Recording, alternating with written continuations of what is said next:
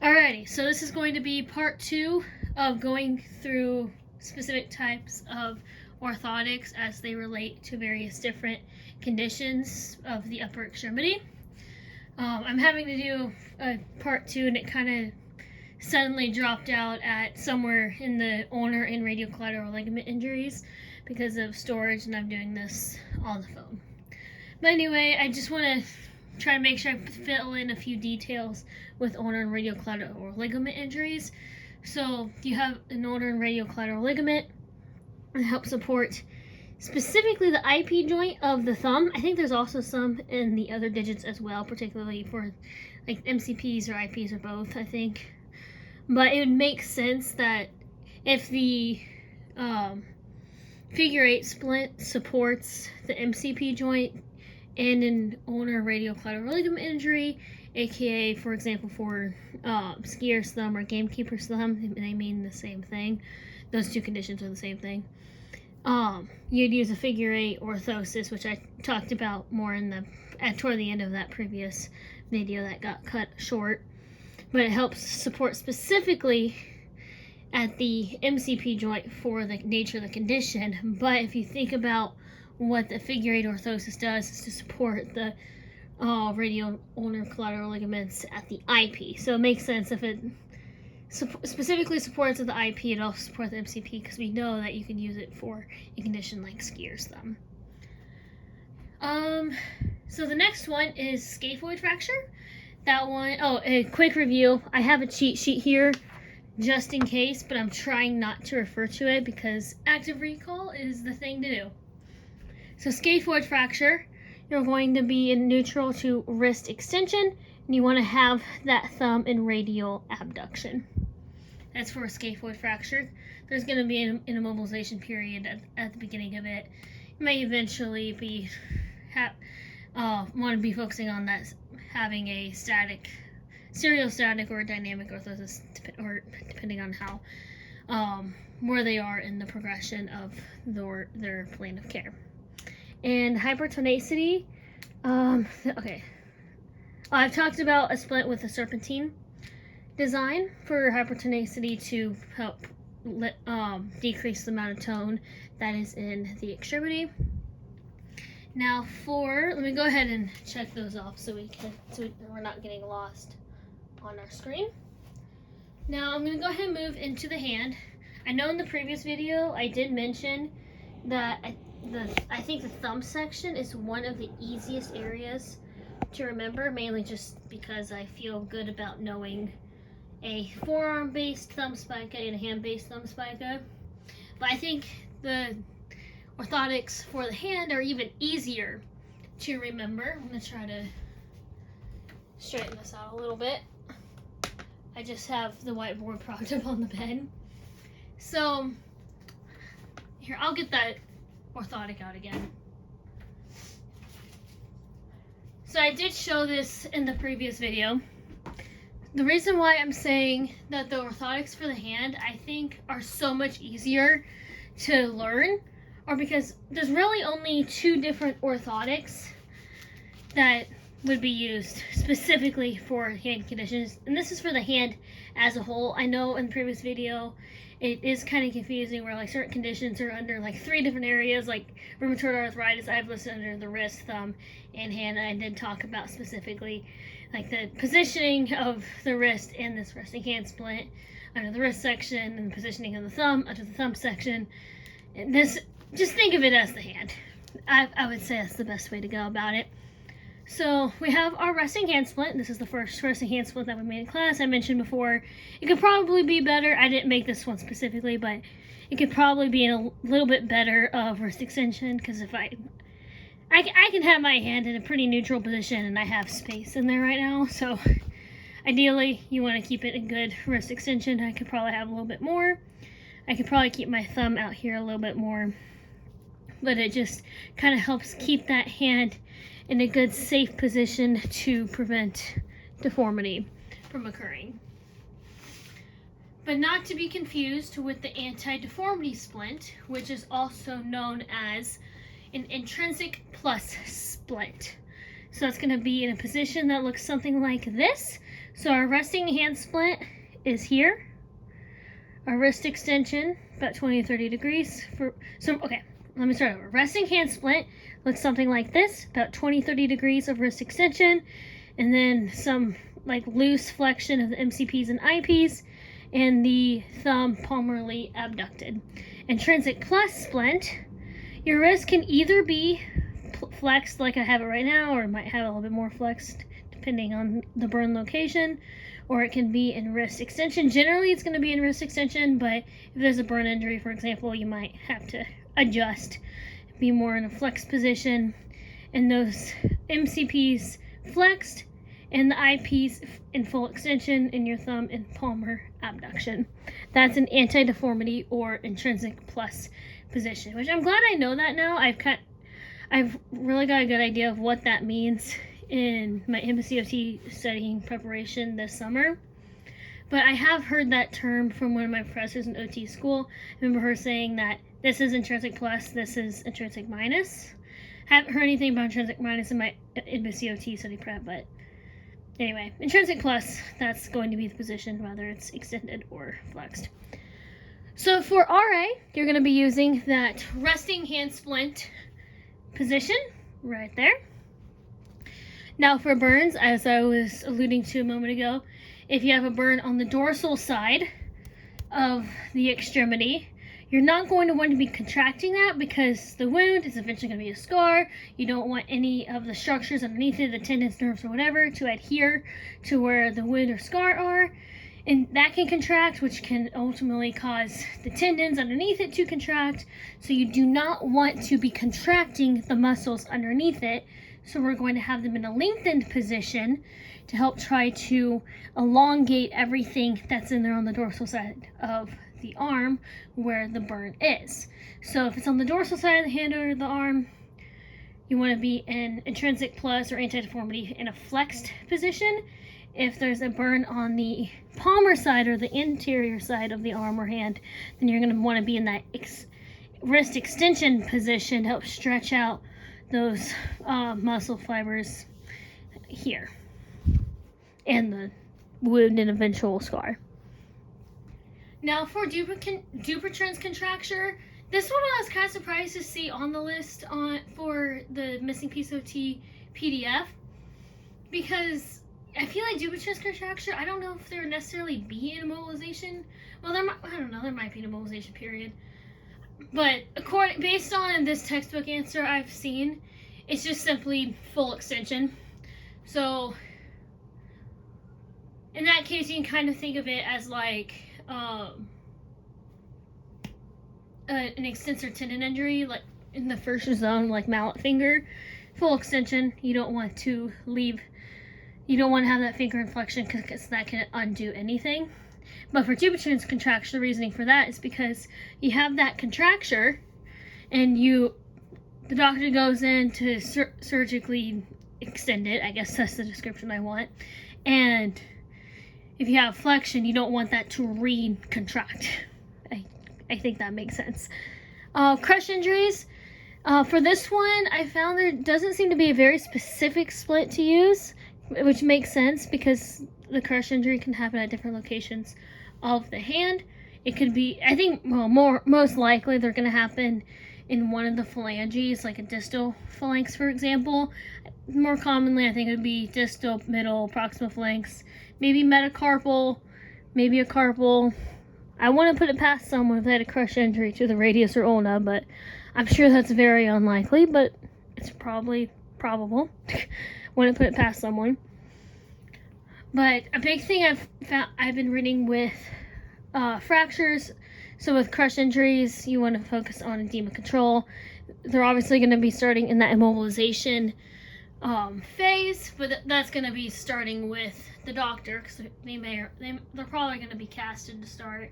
So you might want to be focusing on like that serial, static, or dynamic type of splint, because with fractures you're going to be expecting to see an increase in range of motion, particularly active range of motion, as their plan of care progresses. Now for CRPS, the answer to this one is resting hand splint ideally. But that's because they're going to be experiencing a lot of pain. This condition is highly characterized by pain. Ideally, you get them into that resting hand splint position. Oh, on that note, let me get back to the RA thing. So resting hand splint with rheumatoid arthritis, particularly worn during a flare to prevent deformity, whether it's that boutonniere deformity or that swan neck deformity or ulnar drift where their MCPs kind of drift ulnarly. And then with an RA resting hand splint, kind of think about it as a serial static, I guess, to some degree, even though resting hand splint is meant to immobilize. You can hear a lot about that in the first video I did with part 1, orthotics. But with rheumatoid arthritis, you may be starting with 5 or 10 degrees of wrist extension and eventually progressing to 20, 25, 27, 30. And the goal is to increase to 30 degrees wrist extension. You may not be able to go all the way to 30. But it sounds like, based on what I've been reading in these PDFs, RA is a little bit easier to get to that point than chronic regional pain syndrome is. So now I'm getting back to that. CRPS, just be careful with really anything you do, but in this case we're talking about positioning because orthotics. Now for ABI, this is pretty much all about managing tone. That's kind of back to the hypertonicity splints and the serpentine design splints to help reduce tone or spasticity. For boxer's fracture, this is one I added. I'm surprised I haven't seen this one specifically on the PDFs or anywhere in my MSCOT study preparation. But boxer's fracture, this is something I specifically remember from my advanced topics class in didactic coursework. But boxer's fracture is just simply a fracture to the 5th metacarpal. It's often called boxer's fracture because it often happens when someone punches the wall on the ulnar side of their fist or using their little cinnamon roll. If you ever did high school or collegiate dance team, you know what I mean. Punching the wall with your little cinnamon roll or the ulnar side of your fist. And it will break that 5th metacarpal. And what is the orthotic you're going to use for that?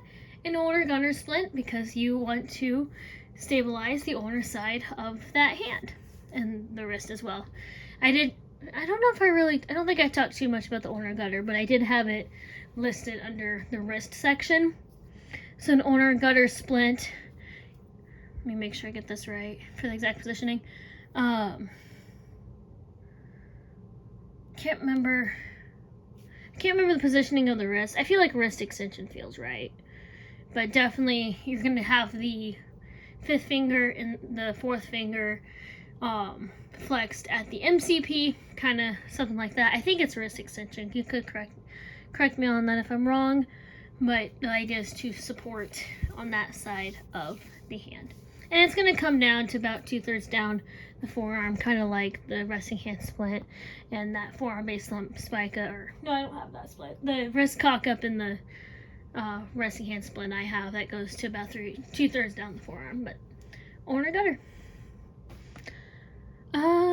Elbow positioning. I feel like this one is probably the hardest for me to like really keep going. In the PDF, it kind of said elbow / forearm.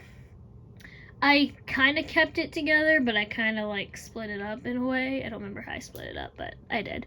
So I know in class from my didactic coursework, I've heard of a long arm elbow splint, and now in MSCOT study prep, I've been seeing that there's posterior elbow splints and anterior elbow splints. There's 2 different types of, let me get this right. Are they serial static or are they immobilization splints? I said this in the previous video. I think they're immobilization splints because you can use them for fractures and you start with immobilization there. Please correct me if I'm wrong.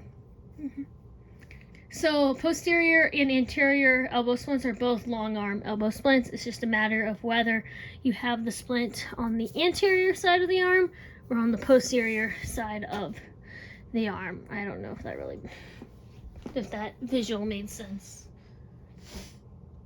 I think you got the gist. I haven't looked at this for a while, so I'm really relying on active recall. But for a humerus fracture, you are going to have the elbow in 90 degrees of elbow flexion and in a neutral position, and that's a posterior elbow splint. Generally, the only time you would use an anterior elbow splint is for any reason you can't have a posterior elbow splint on someone, like if there's a wound or a burn on the posterior side of the arm, you're going to make an anterior elbow splint. There are other exceptions as well, and I do have one on this list that I've seen. Kind of. And then biceps or triceps tendon repair, I saw that those two were together for the orthotic type that would be used. So biceps or triceps tendon repair is very similar to that of a humerus fracture positioning. That is a posterior elbow splint and 90 degrees of elbow flexion. And okay, there is a difference in the amount of rotation of the forearm that it's going to be. So for let me make sure I get this right. A full tear biceps tendon repair, you want to have a full supination. And I'll give you the reasoning for that in a moment that I've read.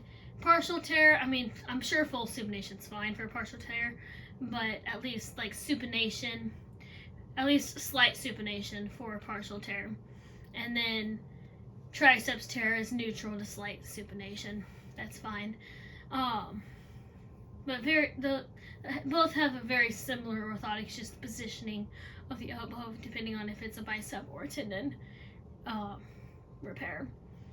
The reasoning why you want to make sure you're in full supination for specifically a full tear on the biceps tendon is because of the limited amount of space for the bicep tendon to run through in that proximal radial ulnar joint, because when you pronate, that space narrows and it really, I guess, compresses on that tendon, and when that tendon tears, I feel like I could do a good visual of this. Let me try to draw it. Yeah, right next to biceps on here. So if you have two, this is gonna be awkward to try to draw. So you have, this is your ulna, this is your radius, and this is the bicep tendon that's running through here. Well, it tore. It tore here, that's our tear, and you probably have it kind of going to one side. It's probably going to be imagine the radius and ulna are closer together than I drew here. And I'm just going to redraw that radius. I think that's the radius there. That's probably going to run into it, and as it pronates, it's going to be touching that radius, and that it's going to be causing pain. And oftentimes what happens with a bicipital tendon tear happens with repetitive, I won't erase that yet, often happens with forceful or repetitive pronation of the forearm. I felt smart when I read that, because I understood it. Now for cubital tunnel, I know this is where I did specifically hear and see in didactic coursework and lecture in OT school that you use a long arm elbow splint. In my recent NBCOT studying, no different. However, I did see a note. Generally, it'd be a posterior elbow splint, but you might progress. I don't know about progress, but you might change it to an anterior elbow splint. I'm not exactly sure how that works, but I think that gets into details that we may or may not need to know for the exam specifically, because this kind of does start to get into specialty level of OT. And again, this is an entry level exam. Golfer's elbow, or no, I didn't get there yet. I was talking about cubital tunnel. Tennis elbow. Golfer's elbow is going to be similar to tennis elbow. So tennis elbow or lateral epicondylitis, that is going to either be a counterforce brace, and I also read and have seen a wrist cock-up splint for that, which makes sense. So for tennis elbow, because that affects the origin site of the wrist extensor tendons at the lateral epicondyle of the elbow. You want to have, for that wrist coccus splint, the wrist would be an extension, and golfer's elbow would just be the opposite, since golfer's elbow affects the origin site of the flexor tendons of the wrist. Counterforce brace could be used for both. A wrist coccus splint would be used for both. It just kind of opposite things because they're almost opposite conditions because they occur on opposite sides of the elbow that affect further down, more distally down toward the hand and particularly the wrist.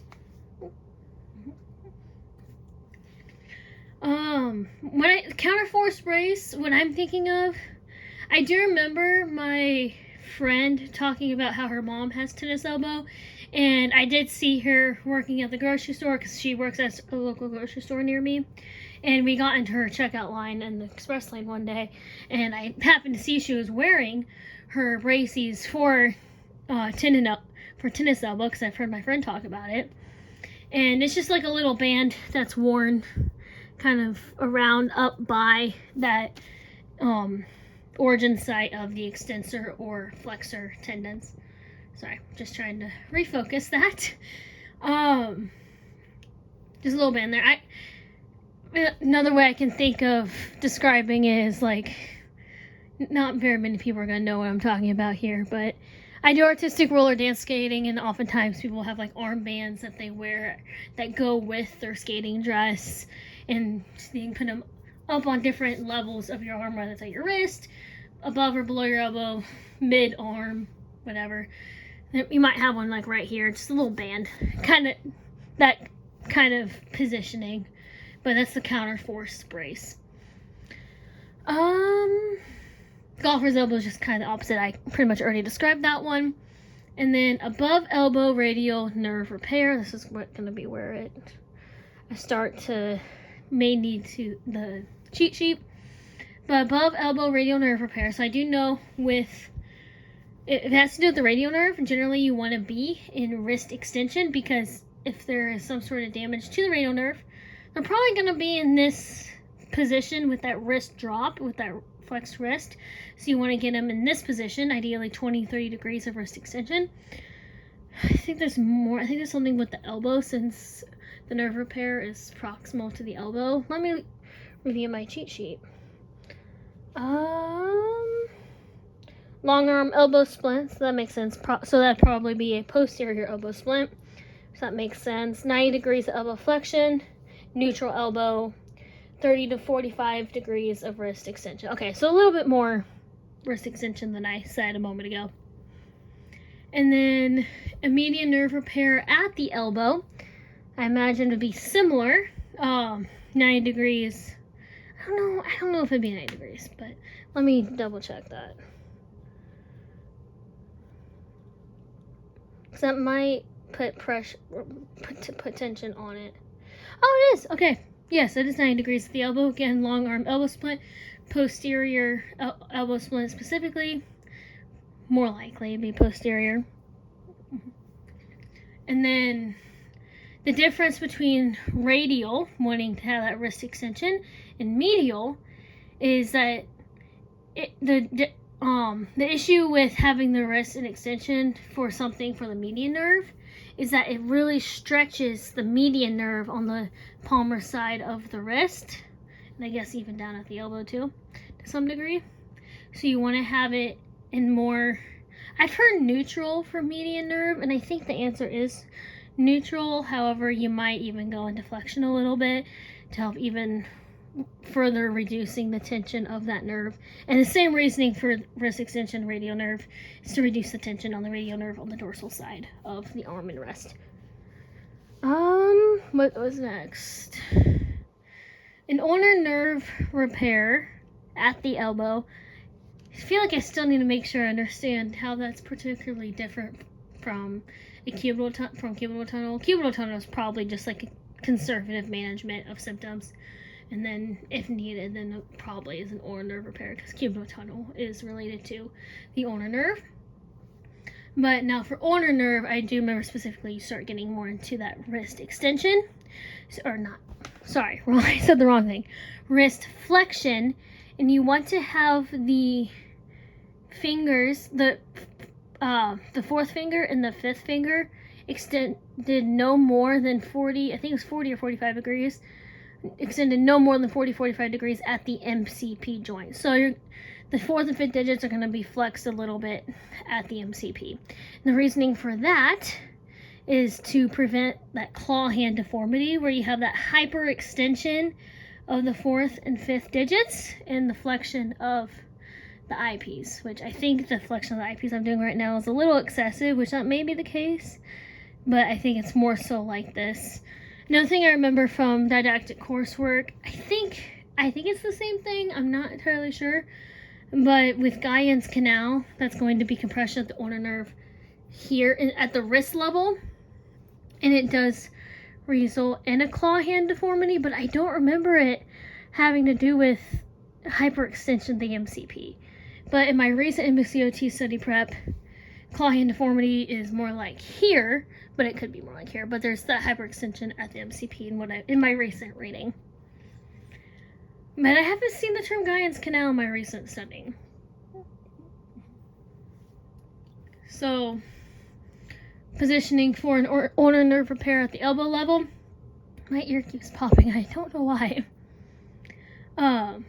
Wrist flexion to prevent excessive tension on the ulnar nerve, and a little bit of MCP flexion at the fourth and fifth digits to prevent claw hand deformity and IP full extension.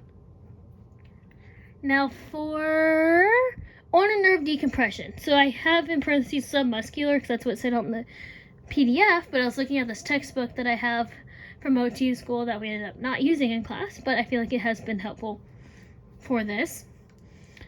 But for an ulnar nerve decompression, there's two methods. There's the submuscular method, as the PDF indicates, and there's also the subcutaneous method. I might have to review my cheat sheet because I haven't thought about this for a while, but they're very similar. I think the only difference is the position of the forearm rotation. So for make sure I get this right. Well, they're both going to be, I think, 90 degrees elbow flexion, posterior long arm elbow splint, and then I think it's, I'm gonna get this wrong. Ulnar nerve decompression. Yeah, I was right about posterior long arm elbow splint. That is correct. 90 degrees elbow flexion. I have that correct. Subcutaneous method is going to be a neutral. Submuscular method is going to be in pronation of that forearm. So let me go ahead and say that again to make sure I get this right. An ulnar nerve decompression subcutaneous method, posterior long arm elbow splint and elbow flexion at 90 degrees.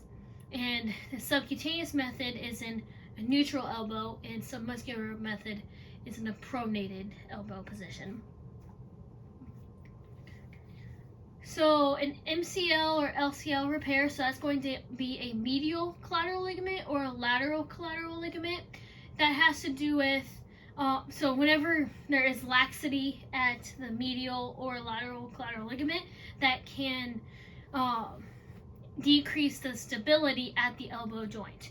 So if it's I have to make sure I get this right, I could be wrong on this, but if the medial collateral ligament or ulnar collateral ligament, I'm saying medial not to get it confused with the UCL and RCL in the hand, and just keeping it at medial and lateral at elbow and ulnar and radial in the hand. But the medial collateral ligament in the elbow, that's going to be also known as another ulnar collateral ligament, not to be confused with the hand. If that joint is lax, or not joint, if that ligament is lax, then that can result in a valgus positioning. Fortunately, I do not have a good valgus elbow, so I'm not going to try to demonstrate it on myself. So I'm going to try to draw it. I do have a weird hypermobility thing in my elbow, but it's not a valgus. I don't think it is, but it's I don't know. At least my coach says I have a weird elbow thing. He says bend my elbows when I skate figures. Anyway, so that valgus positioning, I'll draw it down here. If you can see it. Can you see that? Yeah, you'll be able to see that. So that valgus positioning is going to be like this. So that's a very excessive valgus. So this is going to be the medial side, and this is going to be the lateral side. Hold on. No, that's not right. Trying to mirror this on myself. The hand is out here.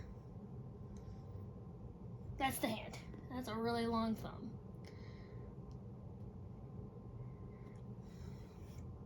That's the hand, this is the shoulder, and this is the elbow.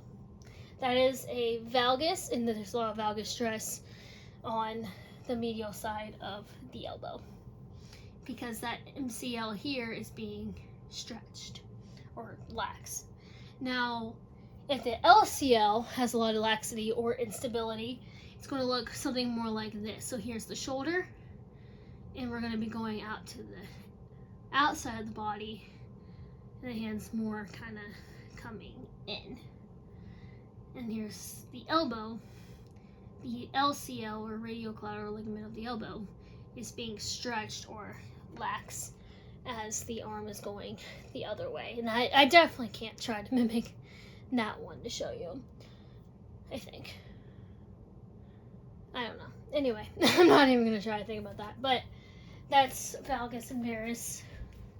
That signifies laxity or instability at the elbow joint, depending on whether it's the medial or lateral collateral ligament at the elbow specifically. Now for did I say the actual splint for that? I did not. Let me make sure I don't forget. I want to say a long arm elbow splint because it always is. It seems like, at least.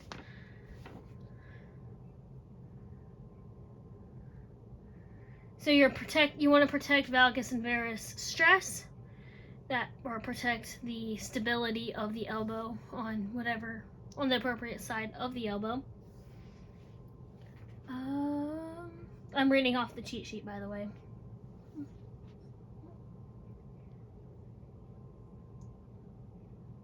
Oh, posterior elbow splint. I was right about that. 90 degrees elbow flexion and neutral. So that's a pretty self-explanatory one. So generally speaking, posterior long arm elbow splint, 90 degrees of elbow flexion.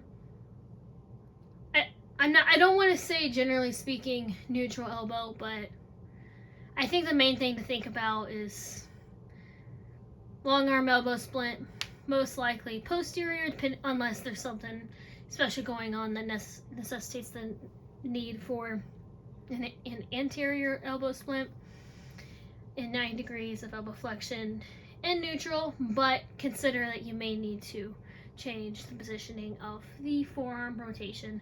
Rather, you need to go in supination, slight supination and neutral, and very occasionally pronation. Next is stable elbow fracture or dislocation. So it makes sense why these two were put together in the Missing Piece of T PDF, because they are similar, but there are differences with it. The dislocation, elbow dislocation can be unstable, but I noticed that the PDF doesn't get into unstable dislocations. But what I was reading in this one textbook that I have, that I got in OT school, but we ended up never using it. Let me go ahead and get that, actually, because some of the extra details I'm giving about the nature of the condition has come from that textbook. So here is that textbook. It is Introduction to Orthotics. It just goes through a bunch of different orthotics. There's the author right there, if you want to see it. It was on textbooks to buy in OT school, but we never used it. So It's fine, but I thought it would come in handy for this, and it did. So, there's that. Okay, I gotta put that back where I found it. Alrighty. Stable elbow fracture. I think it's also going to be 90 degrees of elbow flexion, probably that posterior elbow splint. Let me find it, see if I get this right. Okay, I didn't say a splint here because with it being a fracture, they're probably going to come in with a cast and come in already immobilized. And this is kind of where it starts getting into where we're not necessarily going to be making the orthotic as the OT. They're probably going to be coming in with some sort of immobilization thing from their doctor, like a cast, for example, or some other examples that I have under the shoulder. But casted in 90 degrees of elbow flexion. That's all I have found to put there. Radial fracture. In the PDF, it is with the humerus fracture, but I ended up separating it for some reason. I don't think I needed to, but they are different conditions, so I think that's why I separated it. So if we remember what humerus fracture positioning is, we can remember radial fracture, so that is our 90 posterior long arm elbow splint and 90 degrees elbow flexion and a neutral elbow. Yep, got that. Ulnar fracture, this one seems kind of random, but I'm just going to go with it. The PDF on the Missing Piece OT says it, and so does that orthotics textbook also says it, precisely the same. So for an ulnar fracture, long arm elbow splint, probably posterior just as well. Let me double check on that part. Okay, I didn't write that down. But it is in 30 to 45 degrees of elbow flexion. So that one is a greater amount of flexion than most everything on this list. And that finishes up what I think is the hardest part on this board and video. And this video is even longer than the first. Now for the finger. I think this one's pretty easy, and I did allude to mallet finger earlier to help you remember debutrans contracture, kind of. Alrighty. So the splits that we're going to be talking about here, do I have any of these? No, I do not. Okay. Do not have any examples for you. So we have an ovulate splint, which can also be called a figure 8 splint. I don't know if I mentioned this in the first orthotics video, part 1, of different of principles of orthotics or not, but in the first video I talked about when to use prefabricated versus custom fabricated orthotics, and what I have determined a while ago in my MSCOT study preparation, kind of toward the beginning, that ovulate splints are going to be the prefabricated version of a figure 8 splint. So the figure 8 splint, to help support the PIP joint, where was I going with that? It's going to be made out of, I think it's Orthocast. I think that's the material. It's a flexible material that you customly mold to your client's finger. I think Orthocast is the name of the material. I mean, I'm sure you can use other materials as well. I do have some sort of... Okay, I do have something. Wait, do I? No, that's something different. That's like a buddy tape thing. But I think, well, yeah, I don't feel like wasting time. I have something, but it may or may not be in there. I should have kept the figure 8 orthosis that I did make at my last fieldwork site with a hand therapist. I should have kept that, but that's okay. It's fine. But it's so easy to make anyway, it's not a big deal. Let me just go ahead and get into the conditions. So for a flexor tendon repair, you're going to be using that dorsal blocking splint. So flexor tendon repairs, that is going to be one of like 2 different conditions where you're going to be positioning the wrist in flexion. because normally you want to have that anti-deformity position, and this often like facilitates deformity, but with flexor tendon injury, that's generally not going to be concerned with someone.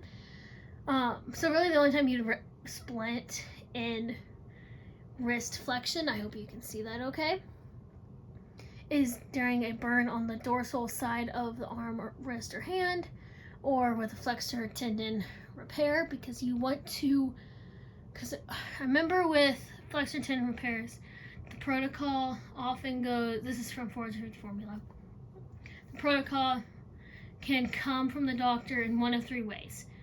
It can either be immobilization only, so just simply in a dorsal blocking splint, wrist flexion, MCP flexion, and IP full extension, and that thumb palmarly abducted. I hope you can see that. I hope that makes sense.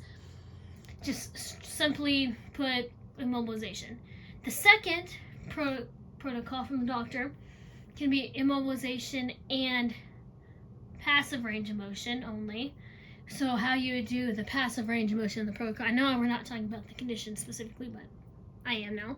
Oh well. Where's my finger? There we go. That's my finger. Looking through the camera. So what you're going to do is passively flex the client's finger that has the injury, and then have them actively extend, because the doctor does not want them to actively extend it themselves, because that could affect their prognosis and their healing. So you're going to passively flex and have them actively extend. And then the third protocol that could be sent to you from their doctor is immobilization and passive range of motion and active range of motion. So you're going to start with, you're going to be going in that order. But you'd probably get that protocol if they are like 6 weeks or however long the prognosis takes. If they are at an appropriate stage and appropriate time post-injury or post-surgery to start active range of motion of that flexor tendon. And just, I think that only occur if they are at appropriate time, and the doctor will let you know when they are at that appropriate time. I think that's what's great about protocols. I mean, yes, we can learn general protocols for different stuff, but I'm not too concerned about that. I feel like I already have a good idea of it, and I feel like I don't need to go too much into detail. But knowing that the doctor is going to send that to you, the client, I don't think it's too big of a deal to like really know it precisely in every single thing, because it's going to come with the condition as you get the case with your client. I did end up putting a jersey finger on here because I thought there was something special or unique with jersey finger, which I guess there is, but there's not. I think it was only discovered specifically in my advanced topics class in OT school, because it's the most common flexor tendon injury, and the jersey finger occurs in the first zone of the flexor tendons. So the first flexor zone goes from the tip of the finger to about the mid shaft of the middle phalanx. Jersey finger occurs near at the DIP joint. And the same thing with that is going to be a dorsal blocking splint. And then extensor tendon repairs, you're going to have that volar wrist orthosis. Because you want to, so in flexor tendon injuries, they cannot actively flex. So I guess with extensor tendon injuries, they cannot actively extend. Yeah, that makes sense, because the positioning that they're going to be in post-injury or post-surgery is full extension of the MCP and the IP joints. So oftentimes you're going to be making two different orthoses to keep that finger in full extension. And whenever you take it off, and I don't have a flat surface directly in front of you, so I'm going to try my best, you're going to place that hand on a flat table. You're going to slide that splint off and then slide it back on. If for any reason you need to take it off, like during therapy or whatever. But otherwise, they need to be wearing that splint full time, because any like active motion of that finger can affect the healing of the extensor tendon repair. Mallet finger, I had this one listed separately, kind of for the same reason as jersey finger. Well, okay, I guess this one is more specific why you want it. So, like the jersey finger is an injury to the first flexor zone, mallet finger is an injury to the first extensor zone, which is going to be the dorsal side of the distal phalanx and the DIP on the dorsal side of the finger. The one that's specifically, mallet finger is specifically that protocol where if you absolutely have to take it off, lay that hand flat on the table, slide it off, and slide it back on. Like, never moving that finger. Always keeping that finger in full extension. And then as the extensor tendon repair gets further down in the hand and into the wrist, volar wrist splint, I think the more you want to keep it, your more emphasis on wrist extension of that joint. And then boutonniere deformity, that is going to be your ovalate or figure 8 splint. Boutonniere deformity is that position. Don't mind my left hand helping by passively hyperextending my DIP, but boutonniere deformity is flexion of the PIP and hyperextension of the DIP. I just can't do that actively, so I'm doing that passively. You just simply put the ovalate or figure 8 splint over it, and much like for swan neck deformity, I use my middle finger to demonstrate that. So it's going to, you can see where there's a little bit of hyperextension at the PIP. I don't want to hold it here too long because I don't want it to lock out. But a little bit of hyperextension at the PIP, and also I'm trying to demonstrate the difference of hyperextension and extension. I think you guys can see that. So you have that hyperextension at the PIP and flexion, or I guess it's really slight flexion at the DIP. That's the swan neck deformity. And what you do with that, take your ovalate or figure 8 splint, take your ovalate or figure 8 splint, and just flip it around and place it facing the opposite direction as for boutonniere deformity. Ulnar drift splint, you're going to be using an ulnar deviation splint to help bring the MCPs back into alignment, back to neutral, because that's just where the MCPs are kind of like moving out to the side. That one's really hard to try to demonstrate, but I'm just really trying to, what is that? Adduct the MCPs, I guess. So, but the MCPs drift to the ulnar side of the hand. I guess that's pretty self-explanatory. It kind of looks like a glove, I guess, that covers MCPs. You can always look up pictures of different types of splints and orthotics. And those last three, boutonniere deformity, swan neck deformity, and ulnar drift, those are going to be more so related to rheumatoid arthritis. I'm sure you can see in other cases as well. Trigger finger, that's another one, kind of like Dupuytren's, I found kind of weird to be on this list for splinting, which makes sense because the Missing Piece OT PDF did mention that a splint for trigger finger is optional. But I guess if it is like really early on post their surgery, then yeah, you may want to consider having an orthotic to prevent full composite flexion, because if they're in that full composite flexion, they're just going to be triggering it again because you're still getting that inflammation balled up there at the A1 pulley, and you want to prevent that inflammation there, or that nodule. Yeah, it's nodule, or nodules trigger finger or Dupuytren's? I think it's nodules. I could be wrong. I did answer that question the best in my class. That was, what, a year and a half ago? A little over a year ago. But point is, if you come into wrist flexion, you're with all that motion of flexing the finger and extending, that's going to be putting a lot of friction at the A1 pulley yet again, even though there's already a release for that, because trigger finger is often a release, much like carpal tunnel release. You could be getting inflammation there, and that inflammation gets caught at the A1 pulley, and that's what causes that triggering. I did that intentionally. So,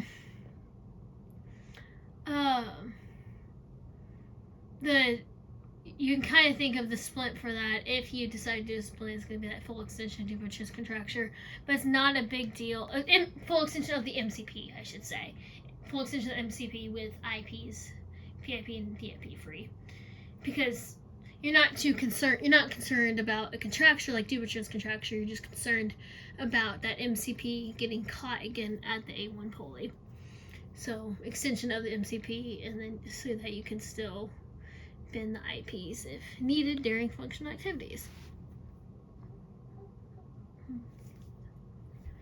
And then for a PIP joint sprain, this is a new one. This one, I'm getting this mixed up with central slip injury, and it's been a while since I've looked at this too. This gets into the lateral bands, which are ligaments on the medial and lateral sides of your PIP joints. So lateral bands is like lower ligament here, and also on this side. I hope that makes sense. I want to say an ovulate splint for like the PIP joint sprain maybe, but I could be wrong. I'm just going to go ahead and read off the cheat sheet here. PIP joint injury or volar plate injury. I do not have anything for that. I might have that on my other cheat sheet from active recall methods.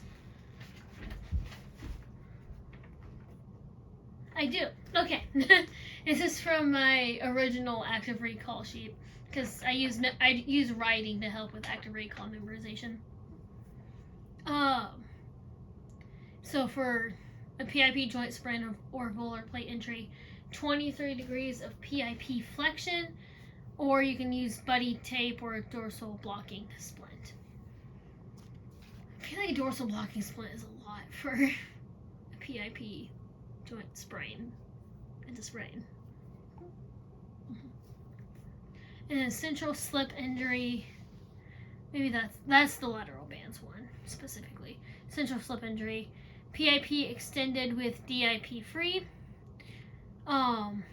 Okay, yoke splint. I remember when I looked this up the other day, and I was trying to get a better understanding of that. I looked up yoke splint. I do remember hearing that term in didactic coursework, but often made of that, I think it's orthocast material. It's a flexible material you can mold to the finger. But, for example, if you want to, and that makes sense, why it would be a yoke splint, and if the PIP has to be in that little bit of flexion, you kind of wrap the material around the PIP on the surrounding finger. So if you want to support the PIP in flexion for a central slip injury, you can have it in that, 35-40 degrees of PIP flexion, and you're going to wrap that orthocast material around the PIPs on either side of that finger. So wrap it around here, and then it's going to come under here to keep that in PIP flexion, and then wrap it around here. So it's stabilized on either side of it, but you have the orthocast under here to help fill in that gap to keep it from extending. I hope that makes sense. Definitely look up yoke splint to see what it looks like. I feel like that would definitely help. That's it for finger. And I haven't been checking this stuff off, so I'm just going to come over here. Now for the shoulder, I was mentioning earlier on the elbow, this probably starts to get into where we're not going to be making really orthotics too much. I mean, some a therapist may make, and also a lot of these are going to be more specialty orthotics, so probably not for an entry-level OT to some degree. But also some of these are prefabricated, and those are pretty easy to remember and to don and off. Well, maybe not don probably as complicated or as simple as a LSO or a TLSO or whatever the acronym is for that back brace. So, for the shoulder, a proximal humerus fracture, they're often going to come in from their doctor wearing a sling, which is going to be the adduction internal rotation sling, keeping that arm close to their body. You might be seeing some guarding behaviors with the extremity in that position, or at least that's what I think of when I think of adduction internal rotation sling. But they may or may not be guarding it. That depends on the client and their case and their condition. But proximal humerus fracture can be an adduction internal rotation sling or a proximal cap orthosis. It sounds like, based on my reading and research, well, not really research, but my reading and looking stuff up and what it looks like, an OT can make a proximal cap orthosis. Please look this up. I've also seen pictures of this in this textbook, but please look up pictures of any of these orthotics that you don't know what they are, because that's the big thing that has helped me, especially a proximal cap orthosis. But like the orthosis part, like the thermoplastic part is kind of on the it is on the proximal arm. It's all proximal to the elbow, but it covers the shoulder and the upper arm on the lateral side. And there's like straps from not like straps, there are straps that connect the orthosis, and it wraps around the body, wraps around the trunk. Probably wraps around the axilla, keeping your other arm free. Now for subluxation, this is where I was reading in that textbook I showed in this video, that there seems to be some inconsistent evidence of some stuff here, but also considering a lot of these, the client's probably already going to be wearing a sling when they come into their OT evaluation after seeing their doctor. Like, their doctor probably gave them this sling. I'm not too worried about knowing the evidence for it, because we're not going to be the ones to give them a sling. At least I don't think so. I could be wrong on that. Please correct me. But subluxation, same thing I was reading there, is that adducted internal rotation sling position. Just making sure I was right here. Yeah. Okay. And then a rotator cuff RC, supposed to be rotator cuff. I should have put RTC in it, but that's okay. Rotator cuff or labrum tear, for example, a slap tear. Slap tear is a sorry, I'm trying to make it match the acronym, but I don't think I'm gonna make that work. Hold on. No, I am gonna match it. Superior labrum anterior to posterior tear. So the glenoid labrum tears anteriorly to posteriorly.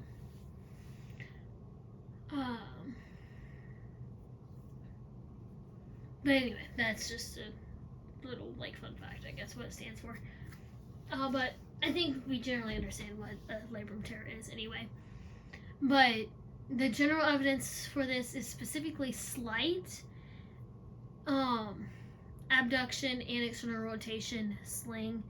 I feel like rotator cuff, that is a pretty easy one to remember, especially if you have worked with clients who had a rotator cuff repair, or you've seen the abduction pillow sling that they are taught to don and off after their surgery. But the evidence I was reading in that textbook specifically says more so slight shoulder abduction and external rotation. Apparently there's been some inconsistent evidence with that, with the abduction pillow, but that's why the textbook was saying slight. But you're gonna be saying the abduction external rotation sling. Axilla contracture. Oh, this one's fun. I feel okay. The orthotic looks fun to the reader and to the student studying for the exam. I don't know. I just think it's a fun one. But for the client actually wearing this orthosis, it's not going to be fun.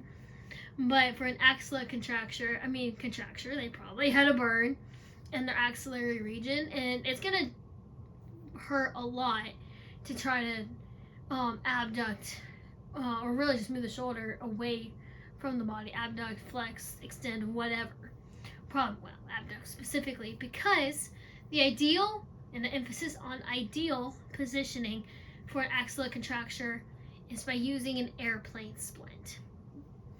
It looks like a lot of fun. Look at the orthotic. You'll see why I think it's a fun name for it, and it's fun to remember. But for the client, it's probably not going to be fun at all.